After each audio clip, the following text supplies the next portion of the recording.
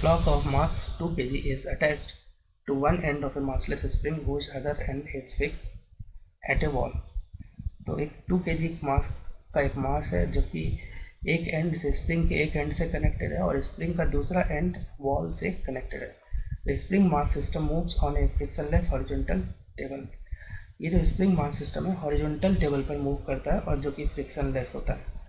The Spring's natural length is 2 meter and spring constant is 200 Newton per meter. Spring का natural length 2 metre है और spring constant 200 newton per metre. The block is pushed such that the length of the spring becomes 1 metre and then released. देखो block को ना external force लगा के push किया जाता है सो दैट कि स्प्रिंग का लेंथ 1 मीटर हो जाता है और उसके बाद रिलीज कर दिया जाता है at distance x metre where x is less than 2 from the wall. the speed of the block will be. तो तुमको बताना है x डिस्टेंस पर जो कि मेज़र किया गया है कहाँ से, वॉल से, तो वहाँ पर स्पीड ऑफ द ब्लॉक कितना होगा. तो इसको ना सबसे पहले ड्रॉ कर लो इस सिचुएशन को. Suppose this is the wall और यहाँ से एक स्प्रिंग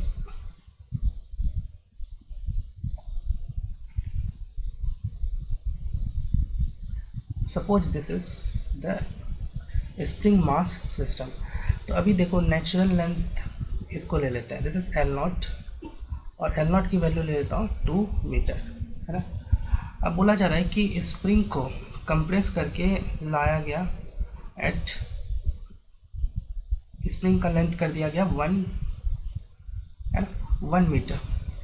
तो जब ये 1 मीटर हो गया तो यहाँ पर जो एनर्जी होगी स्प्रिंग में, एनर्जी स्टोर हो जाएगी, कंप्रेशन के कारण एनर्जी हो जाएगी और वो कितना होगा, हाफ के एक्स स्क्वायर, हाफ इंटू के इंटू यहाँ पर कंप्रेशन. ठीक है, कंप्रेशन कितना होगा, तो 2 - 1 will be the compression. Compression देखो ये वाला लेंथ हुआ, ठीक है, तो 2 - 1 का होल स्क्वायर. तो ये इतनी पोटेंशियल एनर्जी स्प्रिंग में स्टोर हो गई. अब पूछ रहा है तुमसे एट डिस्टेंस x, यहाँ से रिलीज करोगे तो ये राइट साइड मूव करने लगेगा और जब मूव करेगा तो x डिस्टेंस पर जो है इसके पास वेलोसिटी होगी, it will move with some velocity. तो तुमसे पूछा जा रहा है कि इस वेलोसिटी की वैल्यू x डिस्टेंस पर कितना होगा. देखो x मैंने 2 से कम लिया है.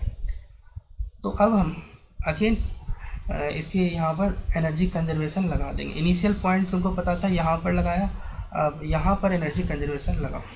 तो यहाँ पर इसकी पोटेंशियल एनर्जी कितनी होगी, तो potential spring potential energy is two half, है ना. स्प्रिंग में जो पोटेंशियल एनर्जी स्टोर होगा वो कितना, हाफ के इंटू, अब यहाँ पर देखो कंप्रेशन कितना होगा, तो कंप्रेशन यहाँ हो जाएगा 2 - x square plus half mv square.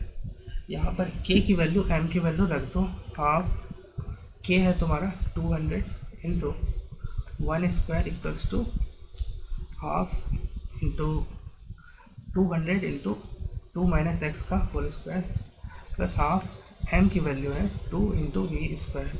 देखो 2 2 कैंसिल हो गया. अब यहाँ से ये 2 से 1 आ गया और यहाँ भी 2 से 1 आ गया. तो अब इसको सॉल्व करोगे तो ये आ गया 1 - 2 - x का होल स्क्वायर इक्वल्स टू 100 भी है, ठीक है, इसके साथ 100 भी आएगा. तो ये आ गया तुम्हारा वी स्क्वायर के इक्वल टू. अब वी निकालना है तो वी इक्वल्स टू क्या होगा, अंडर रूट लेना होगा, तो 10 इंटू 1 - 2 - x का स्क्वायर का अंडर रूट 1/2. ये आ गया तुम्हारा वी. देखो कौन सा ऑप्शन मैच कर रहा है, तो ये ऑप्शन मैच कर रहा है.